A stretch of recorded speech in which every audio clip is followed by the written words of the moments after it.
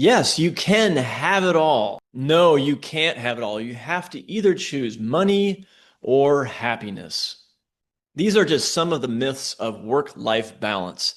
And we're here today to talk about work-life balance and bust the myths and figure out actually how you can have a work-life balance, a satisfying life.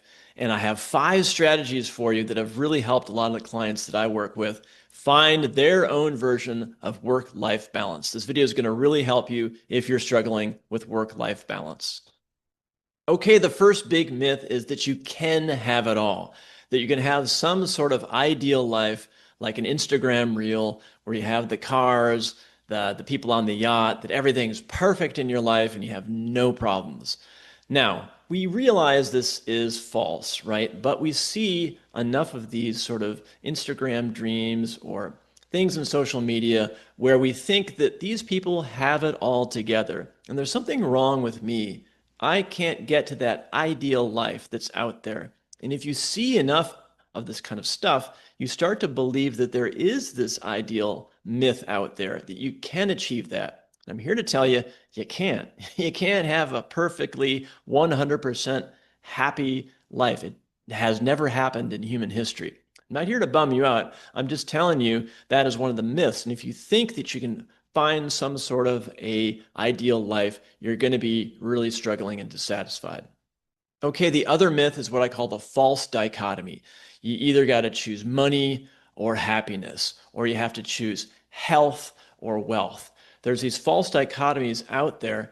And the thing is, you can't have 100% satisfaction in any area of your life. You're always kind of doing little compromises. It doesn't mean you can't have a happy work-life balance. It just means that there's this false dichotomy out there that people really fall into. And again, this is perpetuated by society, maybe school teachers, maybe social media, maybe the news, maybe your parents. There's a lot of sort of false dichotomies out there that you can't be happy. You have to choose this.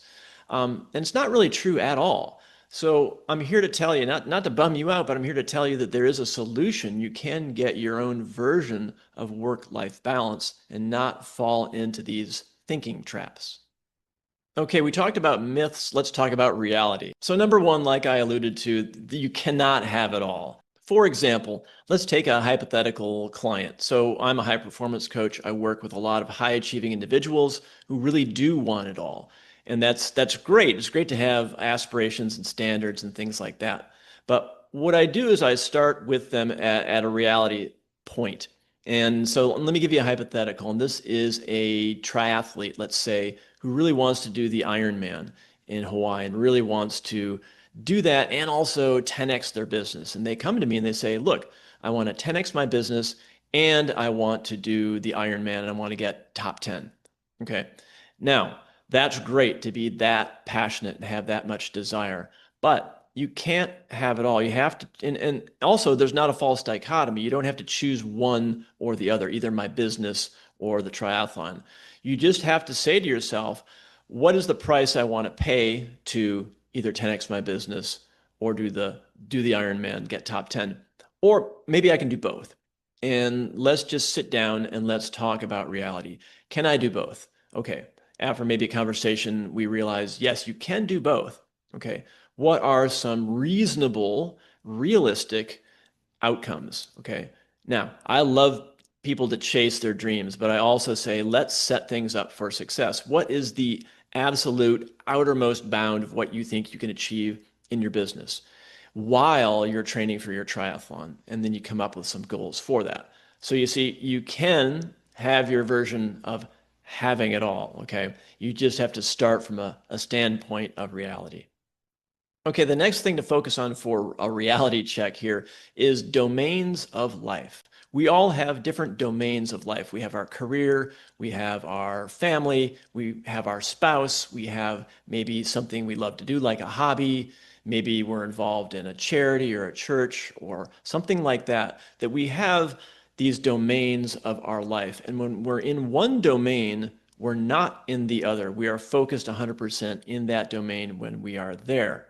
So this is really just understanding that there's only so much you can do in life. And that if you want to do something big in one domain of your life, it may come at a cost for another domain of your life. Think about kind of borrowing from these buckets or domains. So that's really important to understand that if you're going to be working a lot in your business, for example, you are going to be taking away from time with your family. That's just the truth. And if you're in denial about that, it's going to cause a lot of friction and you may not achieve your goals. Okay, the last reality check I want to give you is you are a human being. You are mortal. You have 24 hours in a day, just like everybody else on the planet. You have maybe, I don't know, 85 years on the planet if you're taking care of yourself, maybe a little more. But you're not going to live forever. You can't stay up all night. You have to sleep. You have to eat. You have to take care of yourself. You have to have socialization. You have to have friends. You have to recharge the batteries. These are just human truths, and you can't deny that. Okay, we talked about the myths. We talked about reality. Okay, let's talk about solutions because you came to watch this video. Hey, how am I going to achieve work-life balance? What does he mean? Okay, here's how you're going to achieve your own version of work-life balance. Number one, the first strategy is, like I talked about before, is acceptance of the cards that you have, of what the actual truth is. You have to sleep. You only have a certain amount of time in the day. You have these domains of your life. If you're going to borrow from one, there's going to be a cost. You're going to have to pay the price. Whenever you find yourself working at 1 a.m. or 2 a.m. on your business, cheating on sleep, really kind of in denial about reality, go to bed. Okay, recharge. You're only human. You can't work 24/7. Okay, you can push the limits and the boundaries, but you have to be careful about that. So catch yourself if you're in denial about your limitations. It's counterintuitive, but if you actually accept your limitations, your true limitations, you're going to achieve a lot more than if you pretend that there are no limitations, because you're going to get burned out. Okay, the second strategy is agreements. What I mean by this is agreements with your boss, with your wife, with your spouse, with people in your life, significant people in your life who are affected by your decisions. So have the hard conversations with your spouse. Hey, I work weekends. I have to work weekends. Let's come up with a compromise, a true compromise where we're both happy about this. I won't work Sundays or something like that, whatever it is. Or with your boss, you have to have a tough conversation with your boss. I cannot be answering emails on a Sunday afternoon. It's just not going to happen, period. Like, I don't care. Whatever it is, you need to have these hard conversations so that you don't feel resentful. You don't feel guilty. You're not kind of trying to juggle things and please everybody. Have the tough conversations. What I call is these are agreements where you don't consent and resent. It's more of like you're sitting down at the negotiation table and you want to create a win-win scenario. And you just talk about the hard truth. Here's what I want. What do you want? Let's compromise. I agree that I'm not going to be resentful about this compromise. My boss is on the same page with me. So essentially, you have the whole team of people around you supporting your work-life balance. It's not this hidden agenda that you have. It's out in the open, and you're proud of it, and you're not ashamed of it. You just don't have these potential conflicts that will arise. You really have a lot of peace of mind. So make those agreements. Okay, the third strategy is calendar. What I mean by this is schedule things on your calendar. If it's not on the calendar, it doesn't get done. It doesn't exist, okay? So that means schedule in self-care, massage, running, going to the beach, all of these things that you know energize you. Put those in the calendar, the mini vacation getaway, whatever it is, it's in the calendar way ahead of time, so you don't get caught up in any one of these domains of your life and start feeling resentful or stressed out. Put it on the calendar and you'll be set up for success. Okay, the fourth strategy for getting your own version of work-life balance is boundaries. Okay, maintain your boundaries. If you committed to working on a holiday because you have to do it and you get a phone call from someone to go out drinking with them, say no, okay? Respect your own boundaries. If you're at work and someone asks you to take on a project, say no. Okay, unless there's a literal emergency, say no to people. It's okay to do that. So you got to get better at setting firmer boundaries and respect your time. That is key to work-life balance. And number 5, the fifth strategy for getting your own version of work-life balance is self-care. Okay, I alluded to this before. You got to take care of the body temple. You have limitations as a human being. You need to eat well, you need to sleep, you need to exercise, you need to do something maybe spiritual, you need to energize yourself, you need to socialize, you need to take care of things. Otherwise, you're going to burn out. You're going to be actually less efficient if you're not recharged. So you have to start a self-care routine.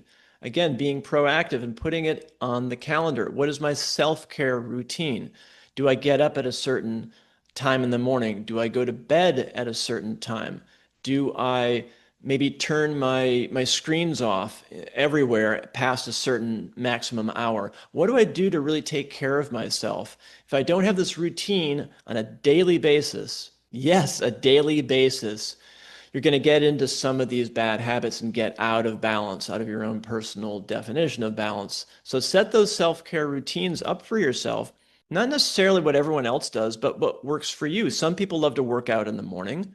Some people like to work out at the end of the day. Some people start the day with journaling. Some people start the day with prayer. Some people start the day with meditation. It depends. Whatever your self-care routine is, maybe you like watching Netflix, and maybe that's okay. Don't watch too much though. But you know yourself, the things that energize you, make sure you do them. So in summary, to get your own version of work-life balance, the 5 strategies are: number 1, acceptance of your limitations. Number 2, agreements. Have the hard conversations with the important people in your life so they can support you in your work-life balance. Number 3, calendar. If it's not in the calendar, it doesn't happen. You get overbooked, you get out of balance. Number 4 strategy, boundaries. Get good at saying no, get good at delegating, have firm boundaries so that you can stick to your balance. And number 5, self-care. It's funny that we actually have to call it something, self-care. It seems like it's basic. Fill your cup or else it will get low and you won't have anything for anybody else or for yourself. Take care of yourself. Get a self-care routine on a daily basis. So you can have work-life balance. You just have to have your own version of it and use the strategies that I talked to you about. My name is Michael Ceely, and I'm wishing you success, your own version of success.